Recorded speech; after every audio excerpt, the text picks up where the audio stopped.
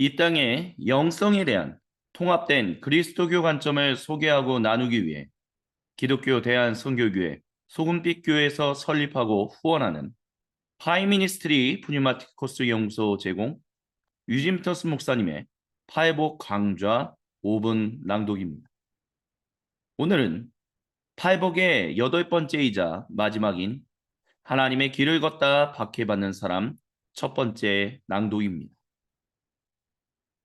예수님께서 팔복에서 마지막으로 말씀하신 복은 박해받는 사람입니다. 박해받는 사람은 하나님의 길을 걷다 박해받습니다. 예수님은 사람이 하나님의 길을 걷는 것이 의로운 일이라 말씀하십니다. 예수님께서 사람이 하나님의 길을 걷는 것이 의로운 일이라 말씀하시는 데는 하나님께서 의로우신 분이시라는 인식이 깔려 있습니다. 그리스도교는 하나님이 의로우신 분이라고 고백합니다. 하나님이 의롭다고 고백하는 종교는 그리스도교만이 아닙니다. 세계에 있는 3대 종교인 유대교, 이슬람교, 그리고 그리스도교는 하나님이 의로우신 분이라고 말합니다. 하지만 그리스도교가 고백하는 하나님이 의로우시다는 것은 다른 두 종교와는 다른 의미를 가집니다.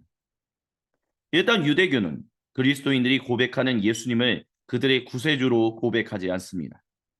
이 말은 그리스도인들이 하나님께서 의로우신 분이시라고 고백할 때 그 의로우심이 아들 예수님을 통해서 드러났다는 것을 인정하지 않는다라는 것을 말합니다.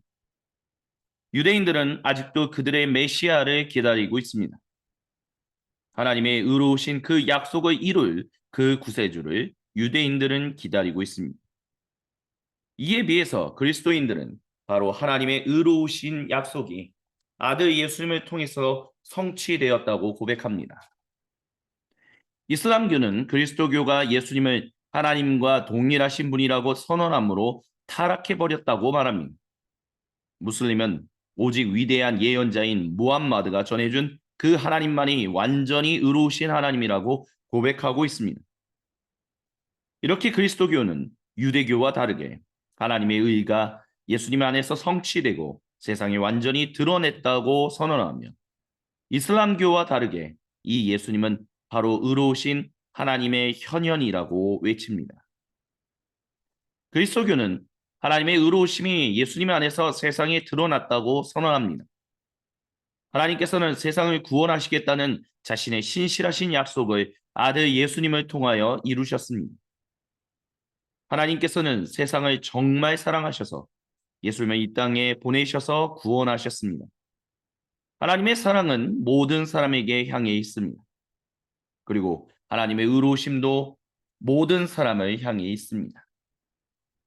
하나님은 자기 사랑, 의로움을 받아들이지 않는 세상에 대해 오래 참으십니다. 하나님의 사랑, 하나님의 의로우심을 받아들인 사람들이 있으나 아직 세상의 어떤 이들은 이 하나님의 사랑을, 이 하나님의 의로우심을 받아들이지 않습니다. 그들은 아직 어둠 속에 있습니다. 하나님께서는 자기 사랑을, 자기 의를 다른 이에게 강요하지 않으시기에 아직 하나님의 의로우심을 불신하는 사람들이 있습니다. 하나님은 그들을 오래 참으십니다. 하나님은 자기를 대적하는 세력들을 멸하지 않으시고 기다리십니다. 하지만 하나님의 인내는 언젠가 끝납니다. 하나님께서는 자기를 대적하는 세력을 언젠가 심판하십니다.